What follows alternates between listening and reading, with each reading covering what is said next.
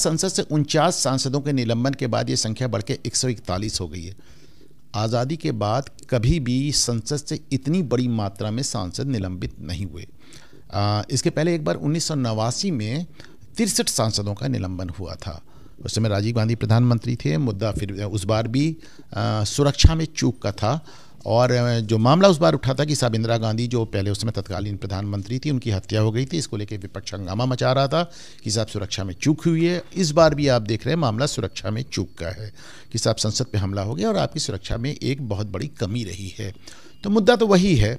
और लेकिन एक सवाल जो बार बार उठता है कि साहब सरकार को इससे हासिल क्या हो रहा है, क्योंकि एक तरफ हम देखें तो प्रधानमंत्री नरेंद्र मोदी ने एक जिसे कहना चाहिए बहुत ही ज़बरदस्त धैर्य का परिचय दिया है। जब आप देखें कि सुब्रमण्यम स्वामी हो गए और यशवंत सिन्हा हो गए और अरुण शौरी हो गए, तमाम लोग पार्टी में रहते हुए मोदी पर पर्सनल अटैक करते रहे, लेकिन पार्टी ने कभी उनके खिलाफ कार्रवाई नहीं की।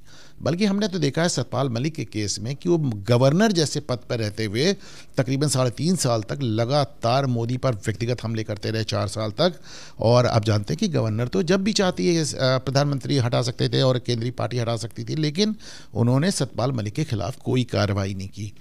तो एक ऐसे प्रधानमंत्री, एक ऐसी पार्टी जिसने अब तक अपने आलोचकों का, और माइंड यू कि लगातार मोदी को डिक्टेटर कहा जाता रहा, हिटलर से तुलना करी जाती रही, फाशिस्ट कहा जाता रहा, लेकिन ये भी देखा जाता रहा कि शायद ही किसी प्रधानमंत्री की इतनी आलोचना संसद के अंदर, संसद से बाहर, राजनीतिक पार्टियों में और सोशल मीडिया में हुई, इतने हमले किसी पे हुए जितना नरेंद्र मोदी पे हुए। लेकिन नरेंद्र मोदी ने एक बहुत ज़बरदस्त धैर्य का परिचय दिया और उन्होंने किसी के खिलाफ कार्रवाई नहीं की। अब ऐसे में आज की तारीख में 141 सांसदों को संसद से निकालकर मोदी सरकार मैसेज क्या देना चाह रही है? आप लोगों के इसमें अपनी अपनी सोच है, नज़रिया। हकीकत ये है कि ज़्यादातर लोग इसको लेकर थोड़ा सा परेशान हैं, क्योंकि इसमें उनको सरकार की नीयत और नीति समझ में नहीं आ रही है। फिर भी तमाम लोगों का मानना है कि सरकार इसी बहाने विपक्ष को याद दिला रही है कि साहब सिक्योरिटी में चूक, सुरक्षा में चूक तो आपसे भी होती थी।